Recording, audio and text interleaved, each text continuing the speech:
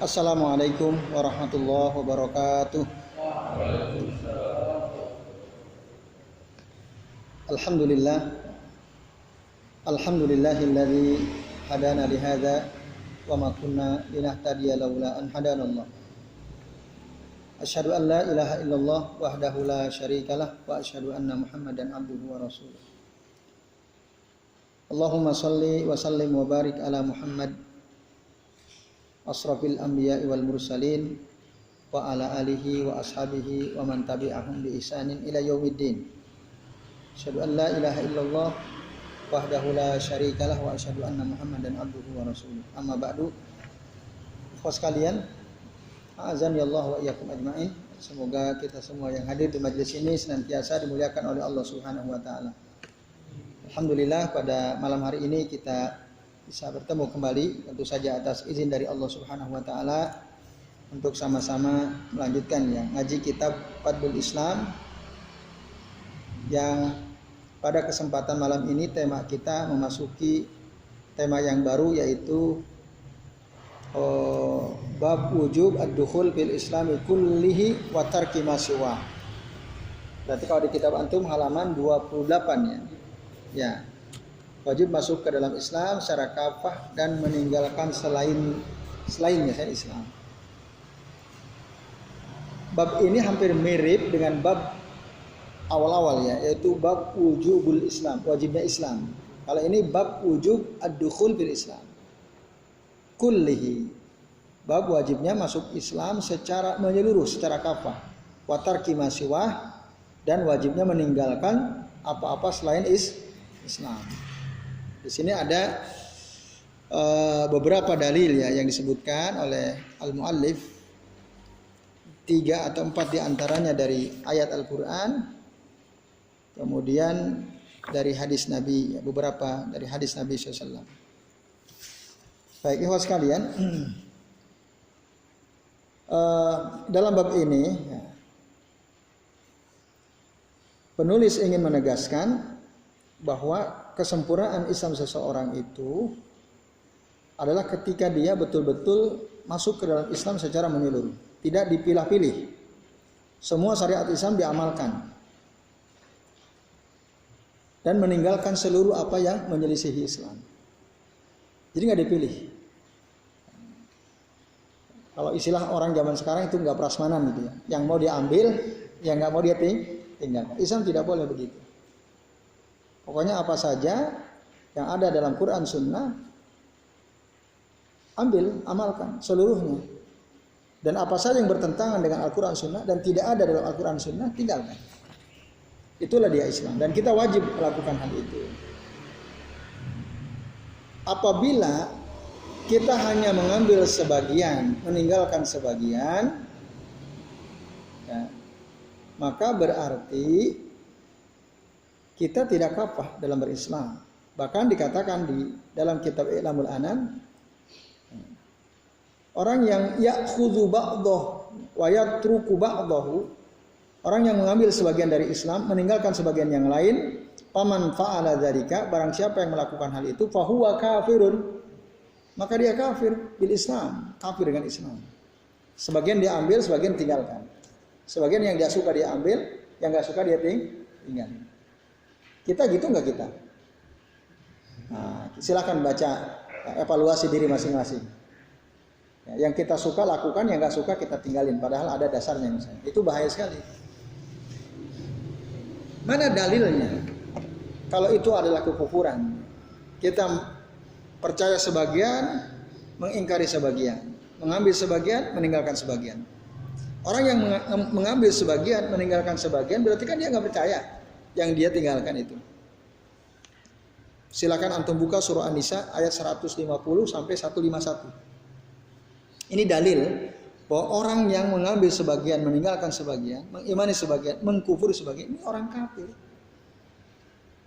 Surah An-Nisa ayat 150 sampai ayat 151.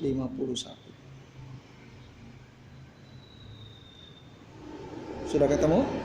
Saya baca ayatnya ya, nanti salah satu dari antum baca terjemahnya. Qala Allah Ta'ala berfirman, innal ladzina yakfuruna billahi wa rusulihi wa yuriduna ayyufarriqu bainallahi wa rusulihi wa yaquluna nu'minu bi ba'din wa nakfuru bi ba'din wa yuriduna ayyattakhidhu baina dzalika sabila ulaika humul kafiruna haqqan wa a'tadna lil kafirina adzaban muhina. Siapa yang baca terjemahnya? Sudah ketemu ayatnya? Siapa yang mau baca terjemahnya? Fadhal. Salah satu dari antum. Masih saya Fadhal. Sesungguhnya orang-orang yang ingat kepada Allah dan Rasul-Rasulnya dan termasuk membeda-bedakan antara keimanan kepada Allah dan Rasul-Rasulnya dengan mengatakan kami beriman kepada sebagian dan kami mengingkari sebagian yang lain serta termasuk mengambil jalan tengah iman atau kafir.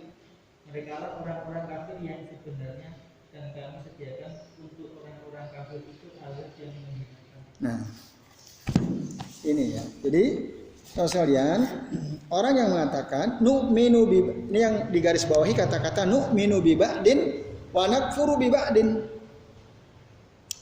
atau yuriduna ayyufarriqu bainallahi wa rasulih.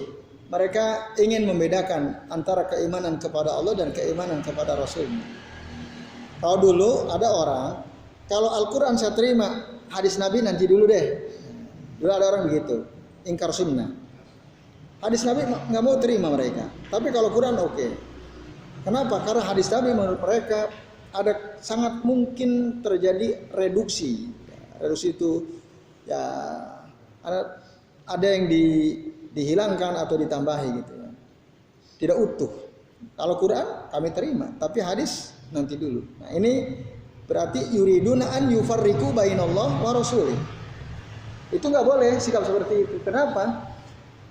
Karena kita disuruh oleh Allah untuk mentaati Allah dan mentaati Rasul. Atiullah wa atiu ar-rasul. Taati Allah dan taati Rasul.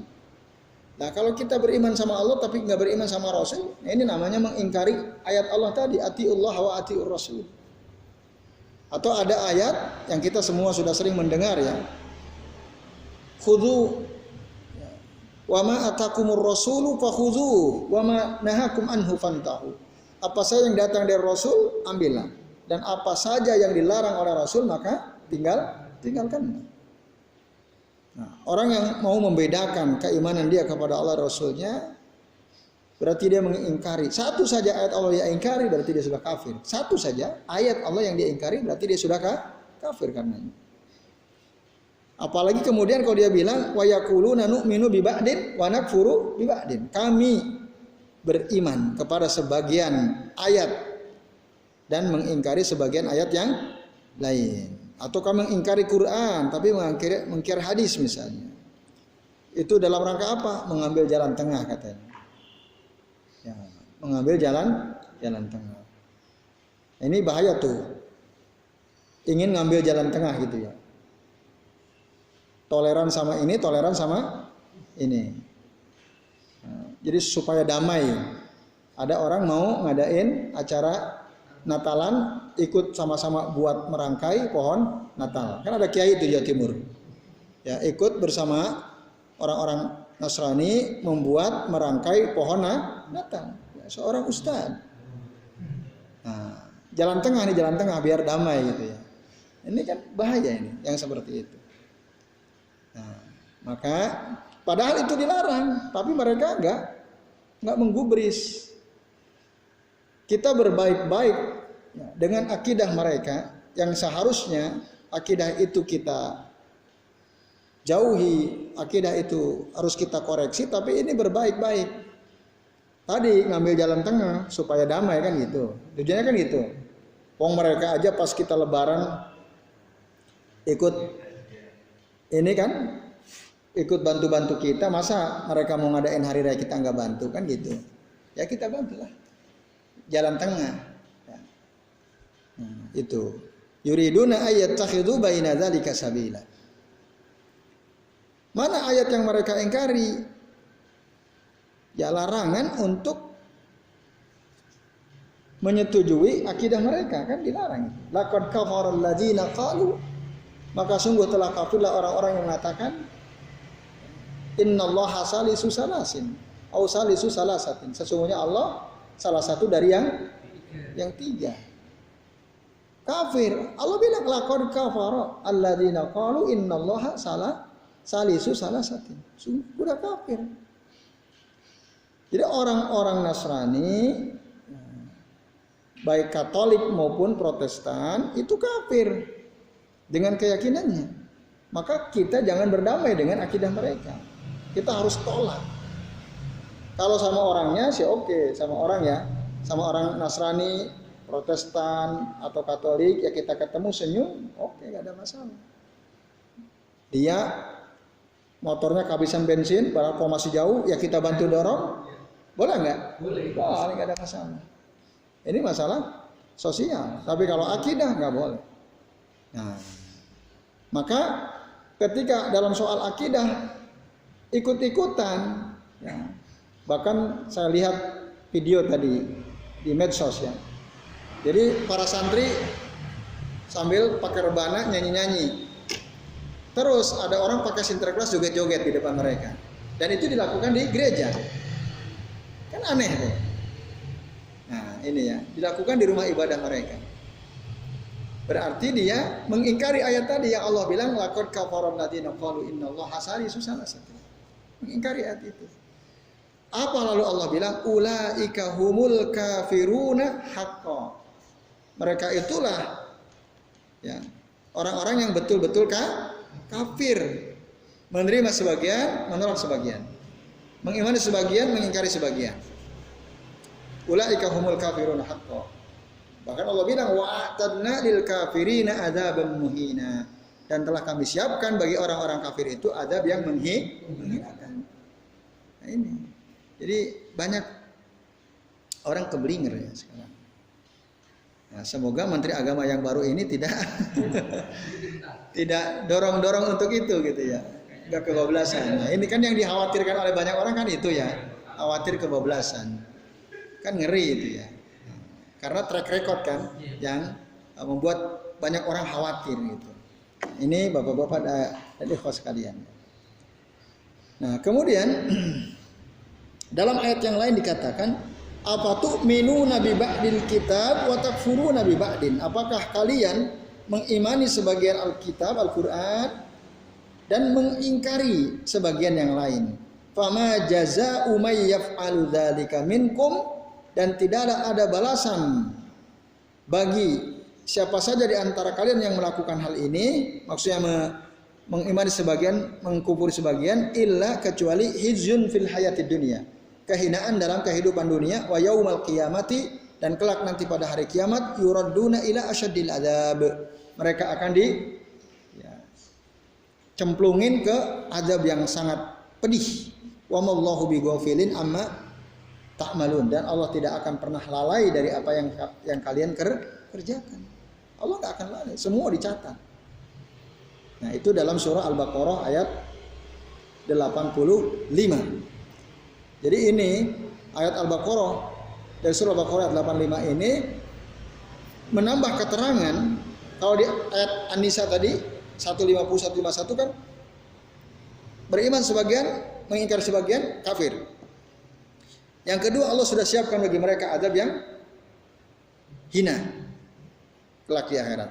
Pada ayat 85 surah Al-Baqarah Allah tegaskan tambahannya. Bahkan di dunia mereka akan diganjar oleh Allah dengan diberikan apa? Ya, khizyun fil hayatid dunia, kehinaan dalam kehidupan dunia. Jadi di dunia pun terhina mereka itu, di dunia pun terhina. Pada hari kiamat nanti akan didorong ya, digiring mereka kepada azab yang pedih ya, dan Allah tidak akan lalai atas itu semua. Ini sekalian azan ya Allah wa iyyakum ajmain. Mukaddimah dari bab ini. Kemudian dalil yang pertama disebutkan dari surah Al-Baqarah ayat 208. Ya ayyuhalladzina amanu, wahai orang-orang yang beriman, udkhulu fis-silmi kafah. Udkhulu fis-silmi kafah. Wahai orang-orang yang beriman, masuklah kalian ke dalam as-silm di soal Islam maksudnya. Masuklah kalian ke dalam Islam kafah, jami'an, semuanya. Ini ketika kita masuk Islam, maka masuklah ke semua aturan-aturan Islam, syariat-syariat Islam. Tidak boleh ada yang tinggalkan sebagian.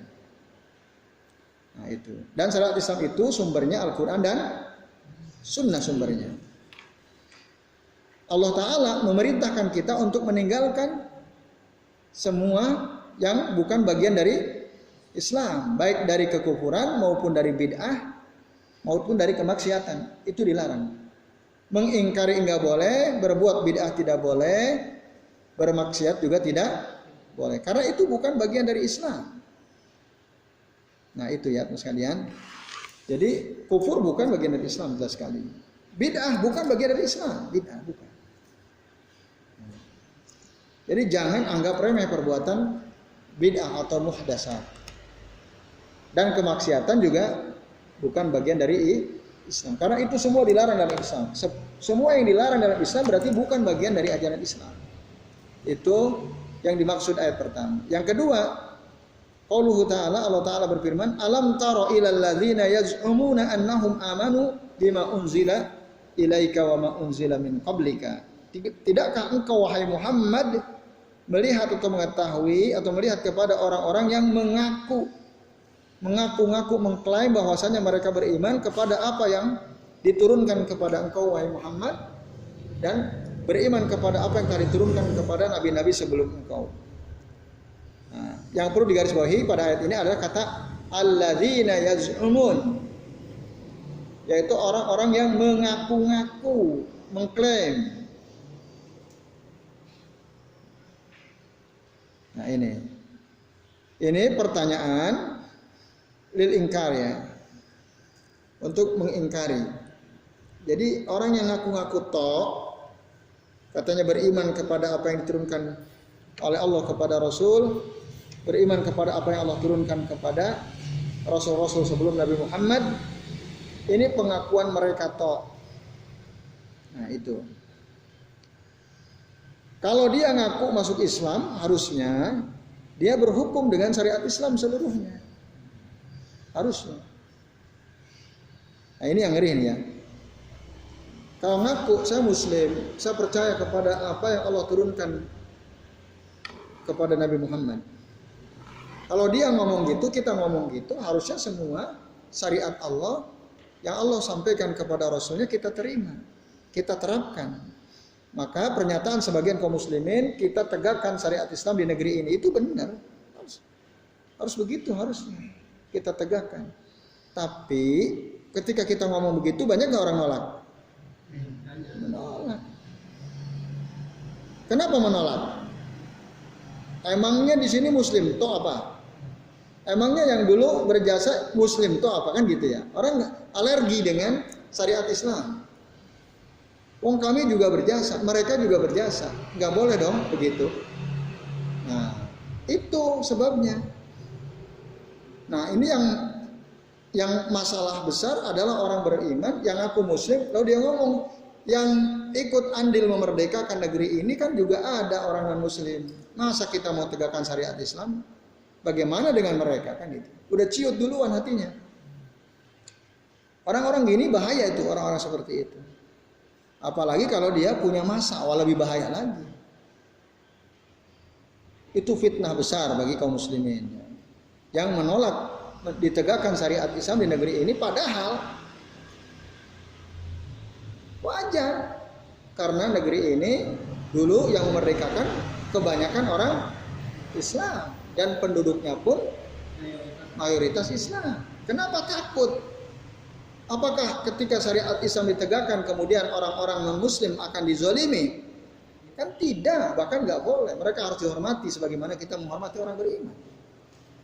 Nah itu yang jadi fitnah terbesar adalah orang Islam sendiri yang ngaku dirinya Muslim tapi dia nggak mau menolak ditegakkan syariat Islam. Tapi dia ngaku bahwa dia beriman. Nah ini masalah.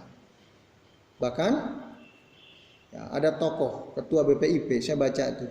Nggak tahu ini statementnya kapan keluar. Kalau perasaan saya sih udah agak lama, tapi dimunculkan lagi ya. Yang intinya dalam mengelola negara ini ya, kita harus ya, mengedepankan ayat-ayat konstitusi. Itu ayat-ayat konstitusi, kesepakatan manusia. Jadi kitab suci dan hadis Nabi itu harus berada di bawah ayat konstitusi. Ini ajakan ini kan bahaya sekali.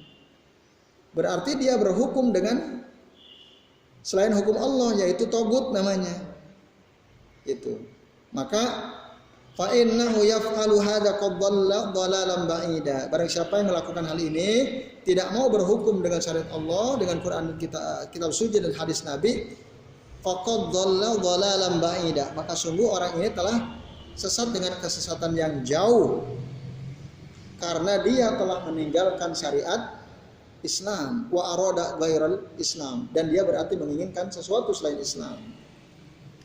Nah, jadi ini ayat ini ada asbabun nuzulnya. Jadi dulu ikhwas sekalian, ada tokoh namanya Abu Bardah Al-Aslami. Dulu beliau ini sebelum masuk Islam seorang dukun, Abu Bardah Al-Aslami. Yang setiap ada persoalan orang Yahudi pasti mendatangi Abu Bardah Al-Aslami. Kemudian para sahabat Nabi yang sudah Islam, mereka ingin ikut-ikut orang Yahudi berhukum kepada Abu Bardah Al-Aslami sebelum Islam ya, ketika dia masih jadi dukun. Lalu turunlah ayat ini, yaitu surah An-Nisa ayat 60, untuk membantah sikap sebagian orang yang sudah masuk Islam tapi kok mau berhukum dengan Abu Bardah Al-Aslami yang dia ada seorang dukun. Itu nggak boleh. Ya harus kembali ke hukum Islam. Harus ikuti hukum Islam. Bab apa? Semua kejahatan kan ada di bahasan Islam. Pencurian, perzinahan, fitnah, ya apalagi semua ada. Ya, masalah jinayat lah, tindakan-tindakan kriminal di dalam Islam sudah dijelaskan. Itu, maka tidak boleh kita berpaling dari Islam lalu kita merujuk kepada sesuatu di luar Islam. Nah, maka bapak-bapak dan ikhwas sekalian, azani Allah wa iyyakum ajmain, ini yang perlu sama-sama kita perhatikan. Jangan sampai kita lebih mengedepankan untuk menentukan suatu perkara hukum ini bukan dari Quran dan bukan dari Sunnah. Harus Quran dan Sunnah. Nah, dengan demikian, nah kita perlu mengetahui bagaimana hukum menetapkan suatu perkara hukum dengan sesuatu yang bukan berasal dari Allah ya, tidak berasal dari Al-Quran dan Sunnah. Penulis kitab I'lamul Anam mengatakan al-hukmu bi ghairi ma anzalallahu ta'ala mata yakunu kufran i'tiqadiyan akbar wa mata yakunu kufran amaliyan asghar. Jadi berhukum dengan hukum selain apa yang diturunkan oleh Allah, ada saatnya dia menjadi kafir secara i'tiqadi. Tapi ada saatnya jadi kekufuran yang besar. Tapi ada saatnya dia kafir secara amali. Dan ini disebut kekufuran yang kecil. Ada saatnya seseorang terjerembab pada kekufuran yang besar, atau ada saatnya dia terjerembab pada kekufuran yang kecil. Saat apa? Berhukum bukan dengan hukum Islam, baik dari Quran maupun dari hadis Nabi SAW. Lalu dijelaskan, ayatnya sudah kita pernah bahas juga. Kan ada 3 ya, ayat yang hampir mirip bunyinya di dalam surah Al-Maidah apa An-Nisa itu. Wa man lam yahkum bima anzalallah fa ulaika humul kafirun. Itu kan satu. Wa man lam yahkum, surah Al-Maidah ya 44, 45, 47. Ya, yang pertama ayat 44, wa man lam yahkum bima anzalallah fa ulaika humul kafirun. Orang yang tidak berhukum dengan Al-Quran yang telah Allah turunkan, berarti mereka ini orang kafir. Nah ini berarti al-kufru al-akbar. Tapi ada juga ayat wa man lam yahkum bima anzalallah fa ulaika humuz zalimun. Barang siapa yang tidak berhukum dengan apa yang Allah telah turunkan, maka mereka ini orang zalim. Itu ayat 45-nya Al-Maidah. Ayat ke-47-nya Wa man lam yahkum bima anzalallah fa ulaika humul fasikun. Fasik. 3 tuh. Kafir, zalim, fasik. Mana yang paling berat? Kafir. Yang paling berat kafir.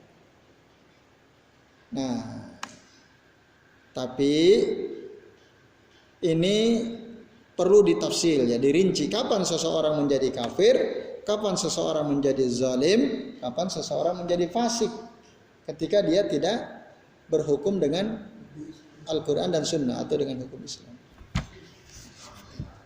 Nah, jadi tidak semua kita bilang kafir itu hati-hati juga. Orang Khawarij begitu, orang Khawarij. Pokoknya siapa saja yang tidak berhukum dengan hukum Allah kafir. Darnya negerinya negeri kafir. Al-Indonesia darul kufur. Indonesia ini negeri orang kafir li'anna ya, al-hakim fi hadza al-balad la yahkum bima anzalallah. Karena hakim pemerintah yang ada di negeri ini tidak berhukum dengan hukum Allah. Kafir. Boleh begitu? Enggak, belum, enggak bisa. Tiba-tiba begitu. Ada dawabit, ada batasan-batasan. Kapan seseorang disebut kafir? Ketika dia tidak berhukum dengan hukum Allah, dengan hukum Islam. Ada 6 setidaknya batasannya. Seseorang dikatakan kafir ketika tidak berhukum dengan hukum Islam. Nanti kita lihat apakah Indonesia sudah masuk apa belum. Tinggal lihat nanti ini batasan yang 6 ini. Saya Muhammad bin Ibrahim Al-Syaikh dalam kitab Tahqiqul Qawanin ya. Jadi ada seorang ulama namanya saya Muhammad bin Ibrahim Al-Syaikh. Saya Muhammad bin Ibrahim Al-Syaikh. Beliau nulis kitab judulnya Tahqiqul Qawanin, berhukum dengan undang-undang. Undang-undang buatan manusia maksudnya. Nah, kata beliau annal hukma bil ghairi ma anzalallahu ta'ala yakunu kufran akbar. Sesungguhnya berhukum dengan selain ya yang Allah turunkan itu dia menjadi kafir besar fi sittati halatin, dalam 6 keadaan. Jadi apanya? Batasannya ada 6. Kalau salah satu dari yang 6 ini terpenuhi, salah satu berarti dia kafir. Negaranya berarti negara kafir. Kalau dia presiden jadi kafir. Dia hakim yang kafir. Apa saja yang 6 yang dimaksud itu? 1. Idza jahadal hakimu ahaqiyata hukmillahi wa rasulihi. Yaitu ketika si hakim atau si pemerintah tadi mengingkari keharusan berhukum dengan hukum Allah dan Rasulnya. Saya nggak mau berhukum dengan Al-Quran dan hadis Nabi, nggak mau kata dia. Itu nggak bagus. Nah, kan berarti dia mengingkari. Kafir tuh. Orang mencuri potong tangan, nggak mau. Ini bertentangan dengan HAM. Orang berzina sudah nikah dirajam, nggak mau, bertentangan dengan HAM misalnya. Gak usah pakai hukum Quran dan hadis Nabi, gak usah. Nah, kafir. 1, 2. Jika si hakim atau pemerintah itu meyakini bahwa hukum Allah itu sama dengan hukum buatan manusia, sama derajatnya. Undang-undang ini yang disepakati di DPR MPR itu kedudukannya sama dengan Al-Quran atau dengan hadis Nabi, sama kuatnya. Ini juga telah kafir. Kenapa? Karena dia menyamakan produk pikiran manusia dengan Al-Quran dan hadis Nabi. Disamain. Kafir. Ngapain sih pakai Quran Sunnah? Wong pakai undang-undang yang kita buat aja udah oke kok. Gak usah pakai Quran Sunnah. Kafir. Wong sama kok kedudukannya. Kan gitu. Kafir. Dia yakini sama. Yang ketiga lebih parah. Dia meyakini bahwa undang-undang selain Al-Quran dan hadis Nabi itu lebih baik. Nah, BPIP itu. Ya. Jadi ayat-ayat konstitusi lebih tinggi daripada ayat-ayat kitab suci dan hadis Nabi. Dia menganggap undang-undang yang dibuat berdasarkan akal pikiran manusia itu lebih afdalu min hukmillahi jalla jalaluh. Kafir. Ayatnya tadi, wa man lam yakum bima anzalallah wa ulaika humul kafirun. Yang keempat, orang yang meyakini atau pemerintah yang meyakini bahwa berhukum dengan selain Al-Quran dan hadis Nabi itu boleh. Dia meyakini boleh, jaiz ya. Berhukum dengan selain Al-Quran dan hadis Nabi itu boleh. Walaupun dia menganggap hukum Allah lebih tinggi. Hukum Allah lebih utama. Walaupun dia anggap begitu, tapi kita boleh berhukum dengan selain hukum Allah. Ini kafir. Harusnya dia bilang nggak boleh harusnya. Nah. Lalu yang kelima, orang-orang yang menerapkan hukum buatan manusia dengan keyakinan akan benarnya itu. Yakin buatan manusia pasti benar. Ini juga menjadi kafir. Dan yang keenam, orang-orang yang meyakini kebenaran hukum adat. Jadi hukum adat semua itu pasti benar. Atau hukum qabail ya, qabilah, suku-suku. Nah, itu menurut penjelasan dari Syekh Muhammad bin Ibrahim Al-Syekh. Nah, kalau keenam keadaan ini tidak ada, berarti dia masuknya nanti kafir. Apa maksudnya? Berarti dia fasik atau zalim. Kalau ada salah satu yang enam, berarti dia kafir. Nah, itu ikhwas sekalian ya, azan ya Allah wa iyyakum ajmain. Nah, kemudian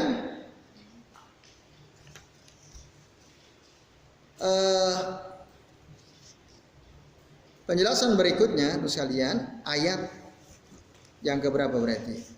Ketiga ya. Allah Ta'ala berfirman, innal ladzina farraqu dinahum. Sesungguhnya orang-orang yang memecah belah agama mereka, wa kanu syi'a, dan mereka berkelompok lasta minhum fi syai'. Engkau Muhammad ya, bukanlah bagian dari mereka sedikit pun, atau engkau Muhammad berlepas diri dari mereka. Itu. Berlepas diri dari mereka. Mereka siapa? Yaitu orang-orang yang memecah belah agama. Orang-orang yang berkelompok-kelompok lalu bangga dengan kelompoknya. Bahkan kita udah bahas fanatik asobiyah dengan kelompok. Nabi Muhammad berlepas diri dari mereka. Artinya mereka bukan umat Nabi Muhammad. Kita udah singgung kemarin.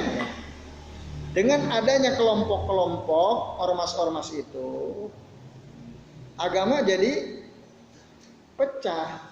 Iya kan? Coba aja lihat, perhatikan. Sendiri-sendiri. Nah, itu kan ngeri. Kalau nggak fanatik sih silahkan aja, berkelompok nggak ada masalah dalam Islam ya. Selama tidak ada fanatik terhadap kelompok. Tapi kalau udah asabiyah, fanatik bahwa yang paling benar adalah kelompoknya, ketika berselisih dengan kelompok lain, yang lain salah, yang benar kelompok kami. Maka kelompok lain nggak usah dikasih jadwal khutbah, nggak usah. Kan gitu. Khutbah kalau bisa kelompok kita semua. Yang ngisi pengajian di kantor-kantor BUMN, masjid-masjid BUMN, itu harus dari kita semua. Dari bukan golongan kita nggak boleh. Nah, itu bahaya sekali. Karena golongan yang di luar kita itu keliru, nah, itu bahaya. Ketika kita berselisih harusnya gimana? Kembali pada Quran Sunnah. Fa in tanaza'tum fi syai'in farudduhu ilallahi wa rasulih. Kalau kalian berselisih dalam suatu perkara, kembalikanlah kepada Allah dan Rasulnya. Udah. Jangan malah kita kekeh dengan pendapat kelompok kita. Itu nggak boleh ya misalnya. Ya contoh sederhana lah. Apa misalnya? Tahlilan gitu ya. Ada orang melakukan, ada orang juga tidak melakukan. Berselisih kan orang? Iya nggak? Di kampung-kampung banyak tuh. Udah tahlilan itu yang benar, yang lain jangan, itu bid'ah, kan gitu. Konflik ya, dari sisi pandangan. Ya masih mending sih kalau hanya pandangan ya. Yang repot kan kalau udah mulai fisik kan. Nanti yang mana yang terbanyak terkuat bubarin yang tidak lebih banyak, kan itu yang repot. Nah, karena merasa benar. Ketika berselisih begitu harusnya duduk bareng bersama-sama musyawarah. Yuk kita ngobrol. Yuk kita berdiskusi. Yuk kita kembali lihat ayatnya. Yuk kita lihat hadisnya. Itu caranya. Fa in tanaza'tum fi syai'in farudduhu ilallah. Maksudnya kembalikanlah kepada Allah, kepada Al-Qur'an. Wa rasulih, dan kepada Rasulnya. Farudduhu ilallah wa rasul ya. Nah itu sekalian. Gitu duduk. Ada enggak dalam Quran? Ada enggak dalam hadis? Enggak ada. Oh ya udah, enggak ada, kita tinggalin tahlilan, berarti enggak benar. Tapi kan kita udah berpuluh-puluh tahun melakukan. Walaupun ente udah berpuluh-puluh tahun. Kalau enggak ada dalam Quran dan Sunnah, tinggalin. Kan gitu. Ini kan baik. Baik dalam agama ukurannya bukan otak kita. Bukan pikiran kita. Bukan karena ini kan banyak orang melakukan. Bukan banyaknya orang yang melakukan. Tapi ada enggak dasarnya dalam agama? Kalau enggak ada, udah. Kan gampang banget kan sebenarnya. Selesai. Rasul dulu pernah enggak? Enggak pernah, ya udah. Selesai. Nah, itu. Jadi kembalikan. Qunut subuh ada enggak? Udah, diskusi. Buka semua hadisnya. Kan gitu. Tapi harus legowo tadi. Oh, kalau ternyata hadis yang kuat tidak ada. Tidak ada. Kalau ternyata hadis yang kuat ada, ya ada. Gitu. Tinggal kembali saja kepada Al-Quran dan Sunnah. Nah ini. Karena sesungguhnya umat Islam ini satu. Allah Ta'ala mengatakan, Inna hadhihi ummatukum ummatan wahidah. Sesungguhnya umat kalian ini adalah satu umat. Wa ana rabbukum, dan akulah Tuhan kalian, kata Allah. Fa'buduni, maka sembahlah aku. Allah tegaskan umat Islam ini hanya satu. Jangan berpecah belah. Dalam urusan agama kalau berselisih tadi diskusikan. Jangan malah bangga dengan pendapat tokohnya masing-masing. Maka ketika kita melakukan suatu amalan, kita sudah pilih yang terbaik bukan karena tokoh, tapi karena dalil. Gitu. Bukan karena ormas kita keputusannya sesuai dengan apa yang kita pahami, bukan. Bukan karena ormasnya, tapi karena dalilnya. Nah, harusnya itu. Nah, jadi kita ini satu, tidak berpecah belah. Umat Islam itu satu. Harusnya. Karena itu yang Allah tegaskan dalam surah Al-Anbiya ayat 92. Yang benar itu siapa? Ulaika hizbullah. Mereka adalah golongan Allah. Ala inna hizballahi humul muflihun. Ketahuilah sesungguhnya golongan Allah itulah mereka yang beruntung. Siapa yang dimaksud hizbullah, golongan Allah itu? Nah, maksudnya orang-orang yang mengikuti Al-Quran dan Sunnah. Itu. Nah, itu ikhlas sekalian. Kemudian yang berikutnya, ya, terakhir untuk kajian malam ini yaitu apa yang dikatakan oleh Abdullah bin Abbas radhiyallahu anhu. Ketika beliau memahami ayat Allah surah Ali Imran ayat 106, yauma tabyaddu wujuhu wa taswaddu wujuh.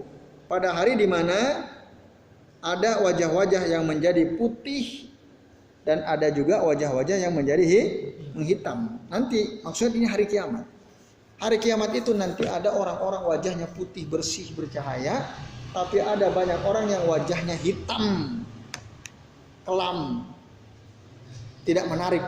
Ya. Dilihatnya menghitam wajahnya.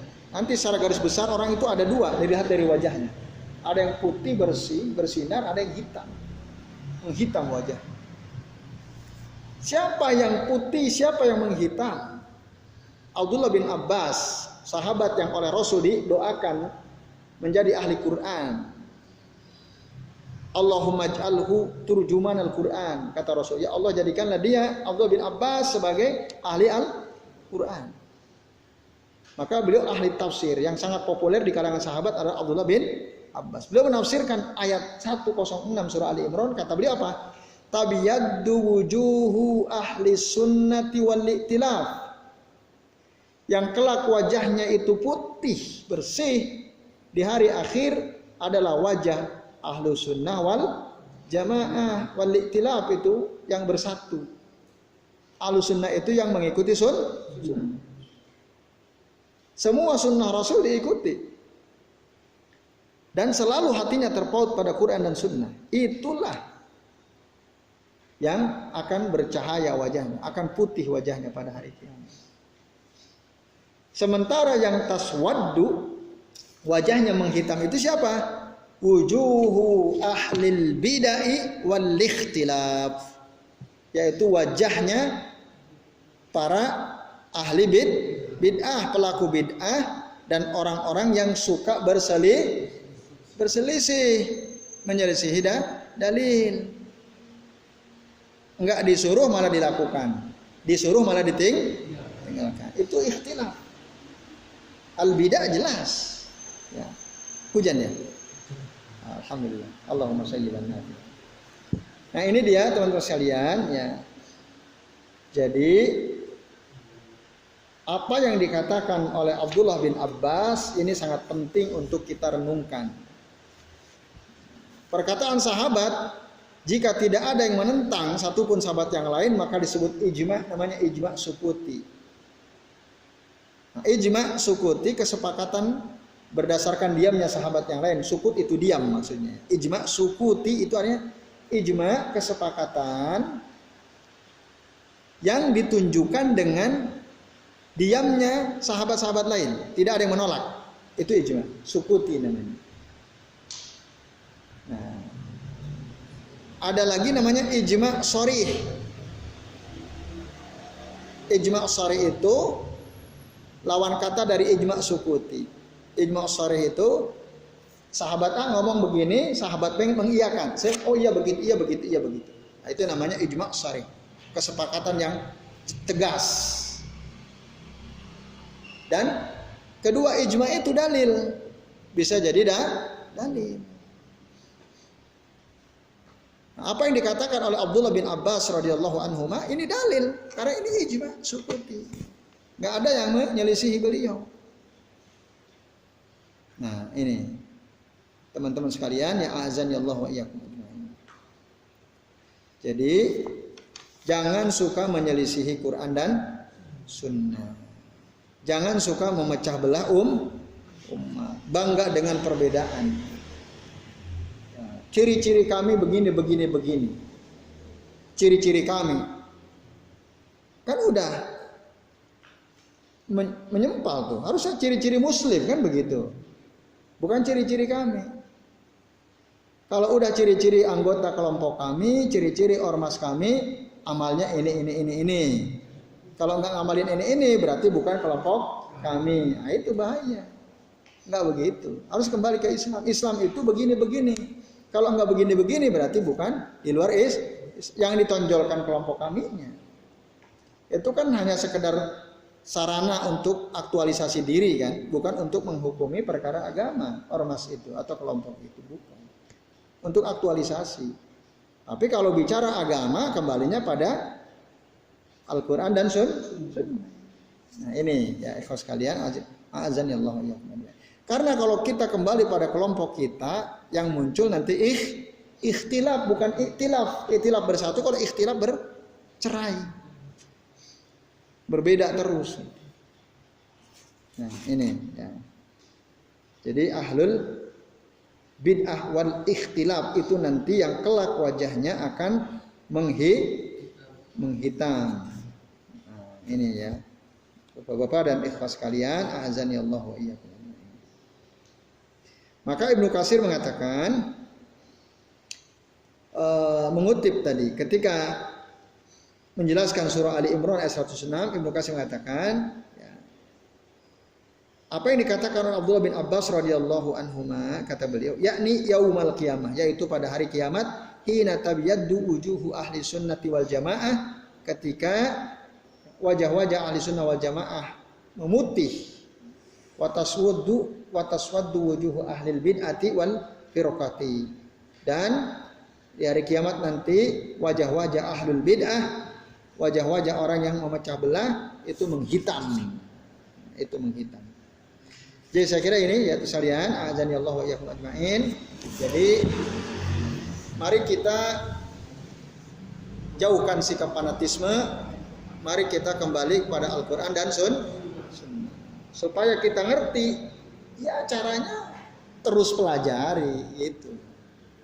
Baca Quran, baca juga tafsirnya, renungkan ayat-ayatnya, baca hadis Nabi. Nah, kita kan ini ada Al-Quran, ada hadis Nabi, ya kita pahami, kita amalkan, kembali kepada hadis dan seterusnya. Jadi saya kira ini apa yang kita bisa bahas teman sekalian, karena sudah mau jam 10, ya kita cukupkan. Ada waktu beberapa menit, barangkali ada yang mau bertanya, kami persilahkan. Ada waktu sekitar, ya silakan Mas Isna, sabar Mas Isna, mau kepada. Ini pertanyaan yang kemarin. Ya. Seorang perempuan yang itu belum menikah atau masih sama orang tuanya, dia belajar karena ke UI Ke Jakarta. Itu apakah harus ada mungkin orang tuanya menitipkan siapa saudara dia jadi walinya Ya. dia atau kalau enggak itu sebenarnya apa itu bolehnya atau tidak? Ya tujuannya untuk Belajar. mencari. Ya. Ya, terima kasih Mas Isna. Monggo Mas Abdul. Saya ingin tanya tentang kewajiban untuk menegakkan syariat. Ya. Jadi apakah setiap individu itu memiliki kewajiban untuk memperjuangkan Islam sebagai dasar bernegara dan seperti itu. Tapi kalau misalnya nanti dikembalikan ke sesuai kemampuan, jadi kemampuan yang seperti apa? Yang dimaksud? Ya, kan bisa jadi kata-kata sesuai kemampuan itu enggak tertantang, istilahnya seperti itu. Ya. Terus terus turunan dari pertanyaannya, lebih penting mana? Kan kalau bisnis itu ada bukunya itu soleh spiritual sama soleh sosial. Jadi seolah ada yang individu sama yang berkelompok tadi bersama-sama itu. Kalau menegakkan syariat itu seperti apa? Kita harus individunya itu harus oke atau berkelompok untuk bersama-sama. Yang tadi kaitannya dengan soleh spiritual, soleh sosial. Nah itu jadi kan seolah-olah kalau yang spiritual itu kan masih dalam kelompok individunya. Dari segi individunya itu harus semuanya harus dijalankan dulu baru bisa melangkah ke yang kelompok, atau kita gabung ke kelompoknya itu dalam rangka untuk bersama-sama dan memperbaiki. Ya, baik, terima kasih Mas Abdul. Pertama masih saya, safar seorang wanita yang masih gadis belum menikah. Itu apakah harus ada muhrim atau mahramnya? Muhrim dan mahram udah pernah dijelaskan ya. Bedanya muhrim sama mahram. Apa? Muhrim itu apa? Satu, makna muhrim itu satu orang yang berpakaian ihram. Yang kedua apa? Ada dua ya, dalam kitab Lisanul Arab. Ini kamus bahasa Arab besarnya, ada 10 jilid. Saya di rumah alhamdulillah punya ya, Lisanul Arab. Nah, saya baca di kitab itu, muhrim itu satu orang yang berpakaian ihram. Yang kedua adalah orang yang bisa memberikan jaminan keamanan. Itu muhrim. Orang yang bisa memberikan jaminan keamanan kepada seorang wanita, muhrim. Nah, kalau kita sering dengar istilah muhrim mahram itu maksudnya kedua, bukan orang yang berpakaian ihram, bukan.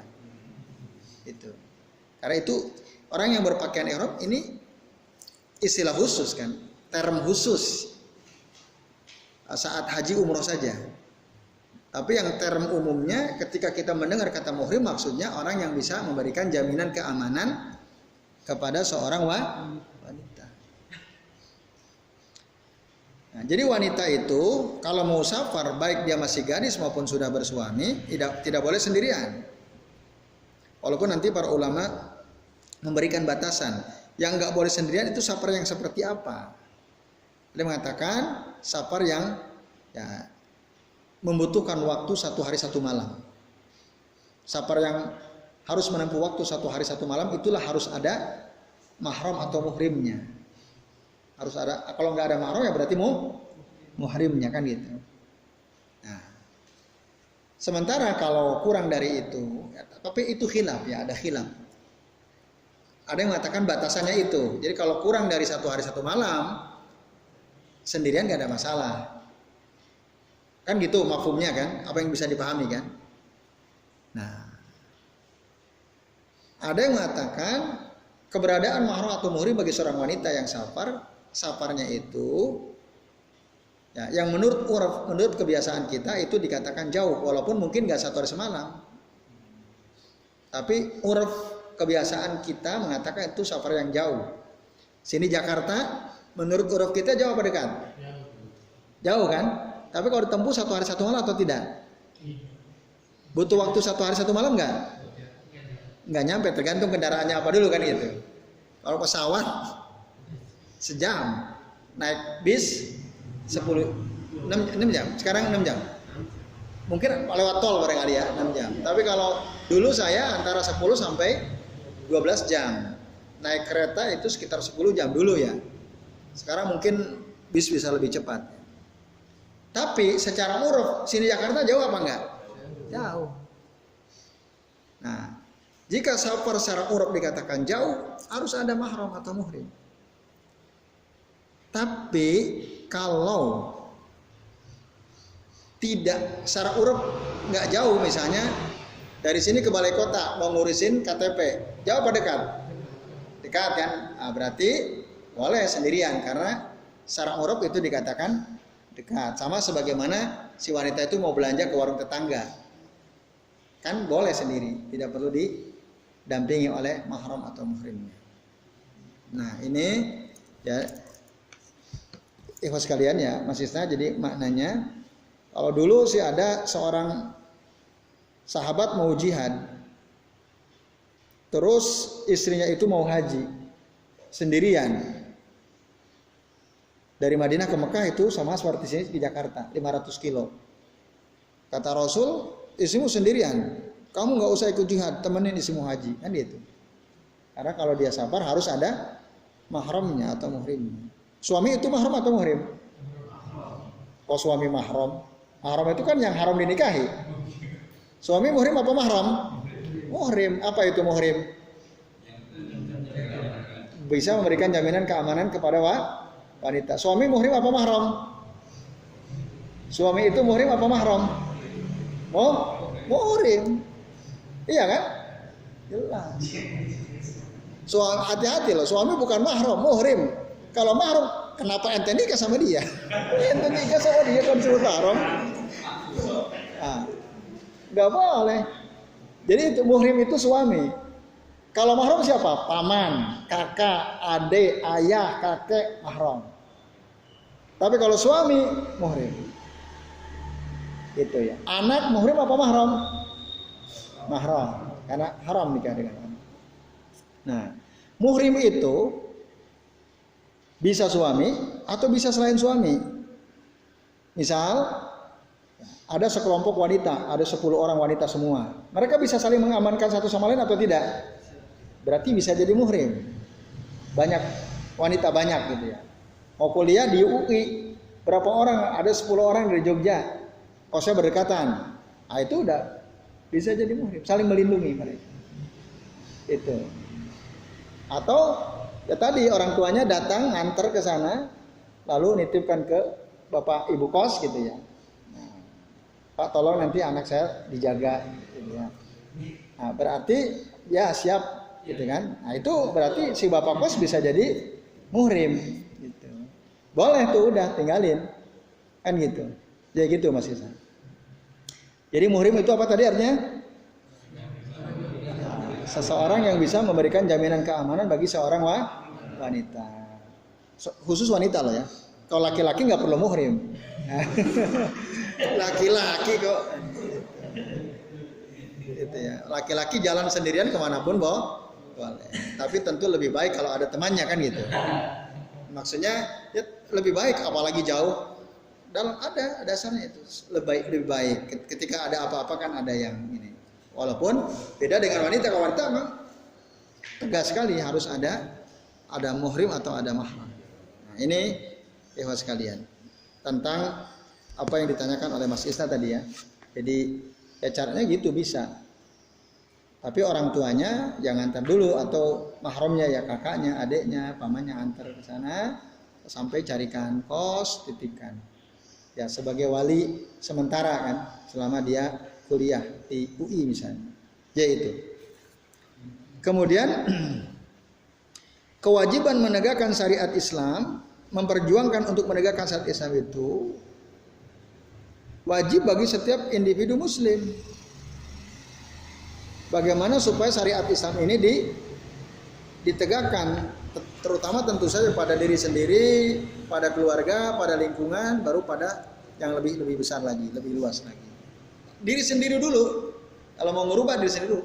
Teriak-teriak ingin tegaknya Islam, sampean sendiri kalau sholat telat terus gak berjamaah, ya gimana? Tegakkan dulu syariat Islam, aturan Islam pada diri sendiri. Ya. Gitu. Teriak-teriak tapi dia pacaran mulu kan gitu.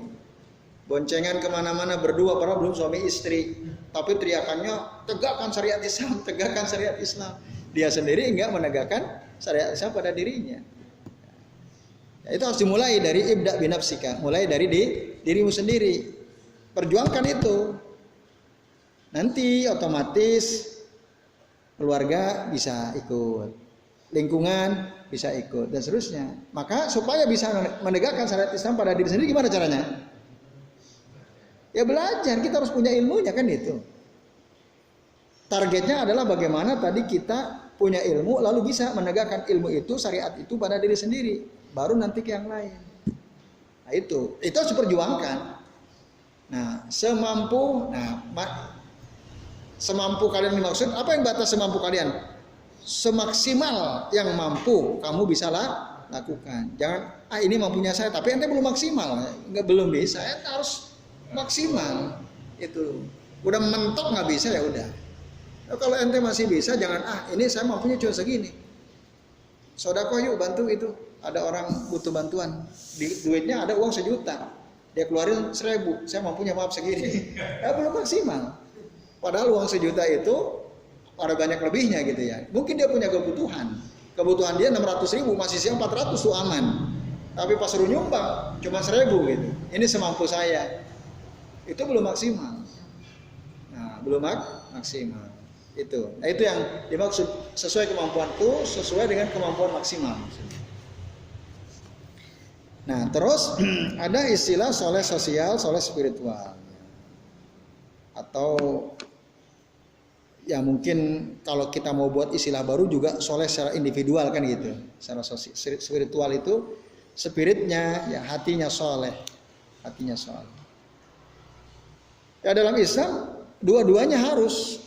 Dirinya harus soleh, secara sosial dia juga harus soleh. Maksudnya apa? Kalau kita rinci lagi, soleh spiritual itu kan misal rajin puasa, rajin sholat 5 waktu, rajin sholat jamaah, rajin ikut kajian. Itu soleh spiritual. Nah, juga harus soleh secara sosial, rajin bantu orang, peduli sama orang lain. Ya, ikut berpartisipasi dalam mewujudkan kemaslahatan di masyarakat misalnya. Ronda memberikan kemaslahatan atau tidak? Ikut berpartisipasi ronda. Aku nggak mau ronda ya. Kenapa? Lebih baik tidur. Ronda gak ada manfaatnya. Ada manfaatnya. Ya. Ada manfaatnya. Manfaatnya apa? Ya kita bisa dakwah di situ kan, ngobrol. Nah, itu soalnya secara sosial. Kerja bakti. Kok nggak kerja bakti? Nah, ini saya soalnya ada pengajian nih kan. Kok setiap kerja bakti ke pengajian terus misalnya? Ya ada saatnya kita luangkan waktu untuk kerja bakti. Karena itu mewujudkan kemaslahatan sosial kan itu. Jadi perlu itu. Ya harus begitu memang, harus begitu. Soleh secara sosial dan soleh secara spiritual. Harus seimbang lah intinya. Nah, ini ya, ikhwas sekalian, azanillah wa iyyakum. Jangan hanya soleh secara spiritual, tapi secara sosial kita diasingkan. Kita nggak serawung sama orang gitu ya. Berjenggot udah bagus, celana di atas mata kaki udah bagus, tapi nggak pernah mau nimbrung sama orang. Nah itu nggak bagus, harus nimbrung. Nah, tadi ya ronda ya waktunya ronda ya ronda. Kecuali kalau di kelompok ronda itu ada kemaksiatan, kita nggak punya power gitu ya. Mungkin bisa tuh kita menghindar. Tapi kalau kita punya power, punya kekuatan untuk ikut mewarnai ya, obrolan yang tadinya mungkin ngobrol ngaco terus, kita hadir, kita temanya kita ikut mewarnai tema gitu. Saya sendiri juga gitu ya, di kampung itu kan ya awalnya berat, tapi tadi saya sadar ini penting.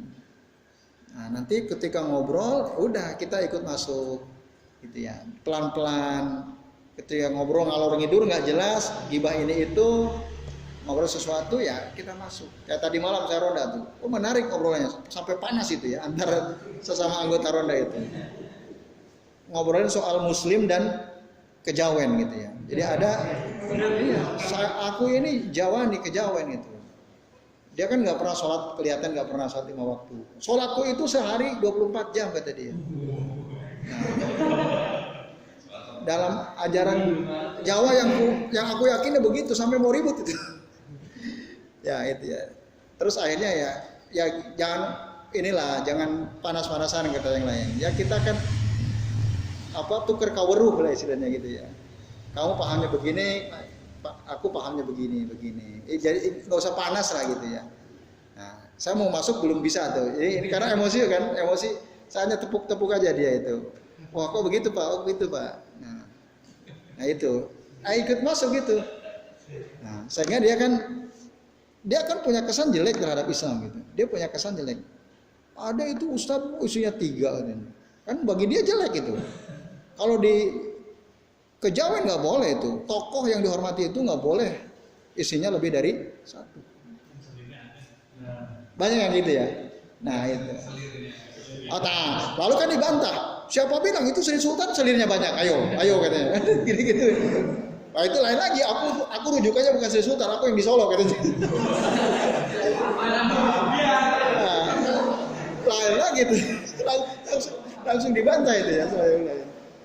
Nah menarik itu obrolan teman-teman ronda itu ya. Nah cuman saya belum bisa masuk ya. Dengerin aja dulu.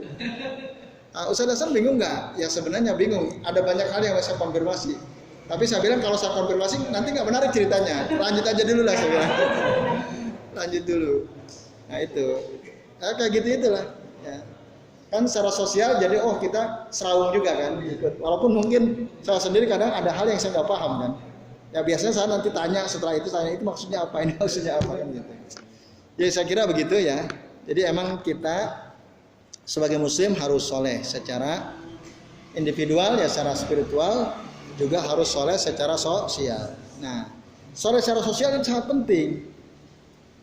Orang yang soleh secara sosial, orang yang peduli dengan keadaan sosial kan.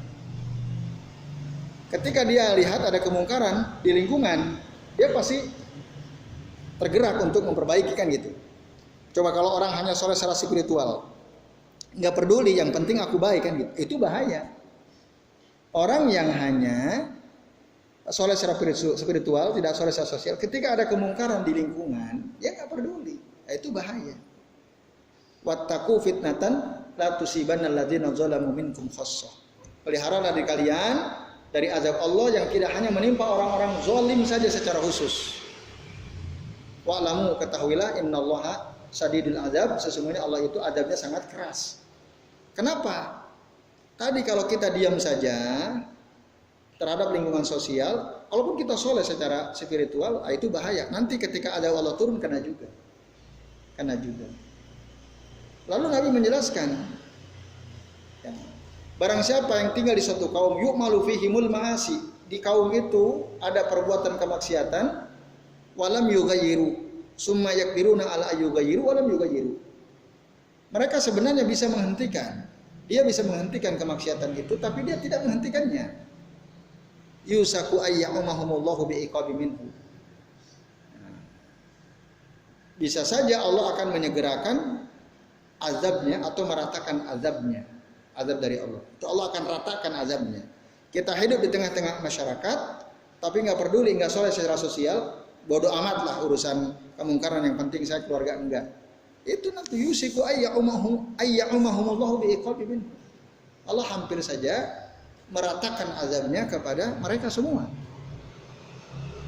Jadi harus, nah orang yang soleh secara sosial, bahasa Qur'annya, orang yang soleh secara spiritual individual disebut soleh. Orang yang soleh secara sosial disebutnya muslih, disebutnya muslih. Soleh, muslih itu beda. Orang soleh itu mungkin orang suka semua orang sama orang soleh. Oh dia rajin banget ke masjid, jamaahnya oke, puasanya oke, orang senang. Tapi kepada orang muslih, orang yang melakukan perbaikan di lingkungan, karena kemaksiatan dia berusaha hentikan, pasti banyak orang benci, iya kan? Tapi keberadaan orang soleh bisa menyelamatkan suatu kaum, suatu negeri. Dalam surah Hud ayat 117, Allah Subhanahu wa taala berfirman, apa kata Allah? Wa ma kana rabbuka liyuhlikal qura bizulmin wa ahluha muslihun. Wa ma kana rabbuka, tidak mungkin Tuhanmu itu liyuhlikal qura, menghancurkan suatu negeri, bizulmin, dengan zalim, enggak mungkin. Wa ahluha muslihun, selama penduduk negeri itu ada orang yang muslih, melakukan perbaikan, soleh secara sosial. Itu keberadaan mereka itu menjadi penjaga turunnya azab Allah. Maka di suatu kampung, suatu negeri itu harus ada tuh orang-orang soleh, orang-orang yang amar ma'ruf nahi munkar harus ada. Tapi sayangnya orang-orang yang beramar ma'ruf nahi munkar itu nggak disenangi. Kalau bisa tangkapin, penjarain semua gitu ya, kan gitu. Padahal keberadaan mereka itu penting. Gitu. Kalau kita diam saja, tidak peduli tadi secara lingkungan sosial kita, itu bahaya. Kita harus betul-betul saling bantu-membantu agar tadi secara sosial lingkungan kita bagus. Nah itulah orang yang soleh secara sosial, muslim. Itu Mas Abri dan kawan-kawan sekalian. Ya saya kira ini ya yang kita bisa bahas. Cukup ya? Ya baik. Mari nanti waktu sebelum saya kembalikan ke Mas Yoyo selaku pembicara, ya saya mohon maaf jika apa yang saya sampaikan ada kesalahan. Dan saya akhiri wassallallahu ala Muhammadin wa ala alihi wa sahbihi wa barik wasallim billahi taufiq wal hidayah. Wassalamualaikum warahmatullahi wabarakatuh. Waalaikumsalam.